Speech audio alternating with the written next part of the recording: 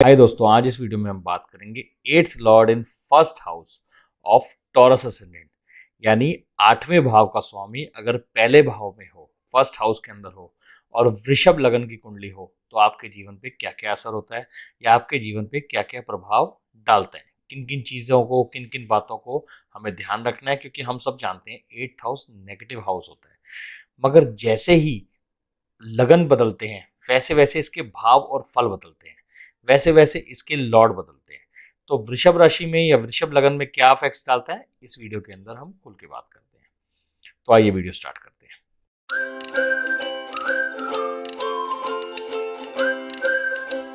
देखिए, सबसे पहले आप मेरी स्क्रीन पे देख रहे हैं, ये वृषभ लगन की कुंडली है। 2 नंबर का मतलब होता है वृषभ लगन, 2 यानी वृषभ, टॉरस लगन। अब ये टॉरस हो गया।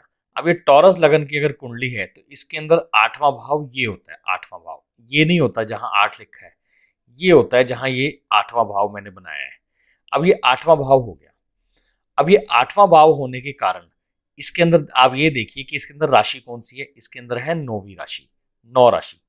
अब 9वीं राशि का मतलब हो गया कि ये हो गई धनु राशि, यानी कि सेजिटेरियस। अब धनु राशि का स्वामी कौन हो गया, वो होता है, हम सब जानते हैं, जुपिटर।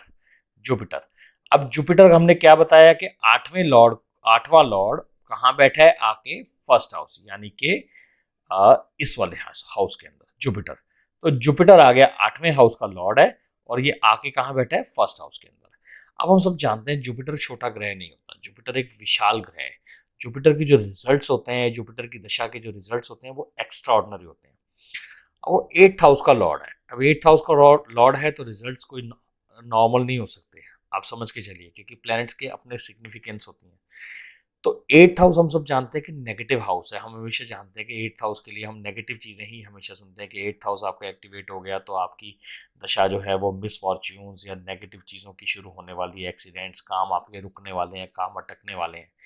तो इसलिए आदमी थोड़ा सा परेशान हो जाता है। मगर मैं आपको इसके अंदर एक रियल फैक्ट बताऊंगा कि इसके अंदर क्या बेनिफिट आपको हो सकते हैं। अब हम ध्यान से देखें कि जुपिटर जो है वो लॉर्ड हो गया नाइन्थ का, इसका एट्थ हाउस का, 11th हाउस का, और आके बैठा है फर्स्ट हाउस में। यानी इसका कनेक्शन बैठ गया फर्स्ट हाउस का, 11th हाउस का और एट्थ हाउस का। तो कहीं ना कहीं ये तीनों कनेक्शन में आ गए, किसकी वजह से, जुपिटर की वजह से। अब जुपिटर की वजह से कनेक्शन में आने के बाद इनको क्या बेनिफिट हो सकता है, मैं आपको यही बताता हूँ। देखिए, एट्थ हाउस पहले तो थोड़ा सा इसको टेंशन देगा, डिप्रेशन देगा, कहीं ना कहीं टेंशन डिप्रेशन रहेगी, ओवर थिंकिंग रहेगी, क्योंकि आदमी सोचेगा, अपना नुकसान करेगा, ये चीज़ें इसके साथ चलेंगी। मगर इसके साथ जैसे ही ये 11th हाउस कनेक्ट हुआ तो 11th हाउस कनेक्ट होने के बाद क्या बेनिफिट हो गया, उसको जो भी वो काम करेगा उसके अंदर उसको बेनिफिट मिलेगा। सपोज वो बिजनेस जो भी कर रहा है, अगर वो बिजनेस कर रहा है तो बिजनेस के अंदर कुछ पीरियड में जैसे कुछ वो पैसा लगाएगा और उसके बाद उसको रॉयल्टी आने के चांसेस ज़्यादा बढ़ेंगे, कि रॉयल्टी आएगी, उसको पैसा जो होगा, उसकी जो पेमेंट्स वगैरह होंगी वो इजीली निकलने के चांसेस बन जाएंगे। उसको लेगेसी का पैसा मिलने के बहुत चांसेस हैं। लेगेसी का पैसा का मतलब किसी पे वो कोर्ट केस करता है या किसी तरह का भी केस करता है तो केस में जीतने के चांसेस, और लेगेसी के रिलेटेड केस हो रहा है तो जीतने के और पैसे मिलने के चांसेस बन जाएंगे। पेरेंटल प्रॉपर्टी, पेरेंटल सपोर्ट, घर में भाई बहनों का सपोर्ट, मतलब एक पेरेंट्स, एक फैमिली की तरफ से एक सपोर्ट उसको हमेशा रहेगा। उसके साथ कोई भी प्रॉब्लम होती है तो फैमिली उसके साथ हमेशा ही खड़ी है और हमेशा सपोर्ट रहेगा। वो उसको ये शिकायत नहीं रहेगी कि मेरी फैमिली ने मुझे सपोर्ट नहीं किया या मेरी हेल्प नहीं की, तो ये सपोर्ट उसके पास हमेशा रहेगा। इंश्योरेंस का पैसा उसको मिलने के चांसेस बढ़ेंगे। अच्छा, ये नहीं कि जुपिटर प्लैनेट इन्वॉल्व है ना तो यही लेगेसी अगर थोड़ी मिलनी होगी तो वो चांसेस बढ़ जाएंगे कि बड़ी मिलेगी। अगर इसके साथ शादी के प्लैनेट जुड़ते हैं, जो कि मैं अभी, ये शायद पहले भी अपने कई वीडियोस में बता चुका हूँ कि ये कनेक्शन बनता है, ये कनेक्शन दहेज का, डाउरी का बहुत अच्छा कनेक्शन होता है। कि है ये नेगेटिव हाउस, जो भी चीजें हैं इसके अंदर नेगेटिव दिखाई दे रही हैं, मगर 11th हाउस के साथ जुड़ते ही और जुपिटर प्लैनेट की इन्वॉल्वमेंट की वजह से वो उसको पॉजिटिवली लेके जाएगा। क्योंकि हम सब जानते हैं कि जुपिटर प्लैनेट नेगेटिव प्लैनेट नहीं है, एक गुरु है, गुरु का प्लैनेट है।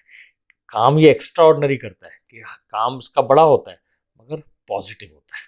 जुपिटर की दशा में नेगेटिव चीज़ें भी पॉजिटिव हो जाती हैं, कि अगर आप चाइल्ड बर्थ के बारे में सोच रहे हैं या आप कोई बीमारी है तो वो क्योर होने के चांसेस बढ़ते हैं। तो एक तरफ इसके चांसेस बने हुए हैं कि भैया फर्स्ट हाउस का 8th हाउस के कनेक्शन के साथ डिप्रेशन, ब्लड प्रेशर, ये सारी चीज़ें रह सकती हैं।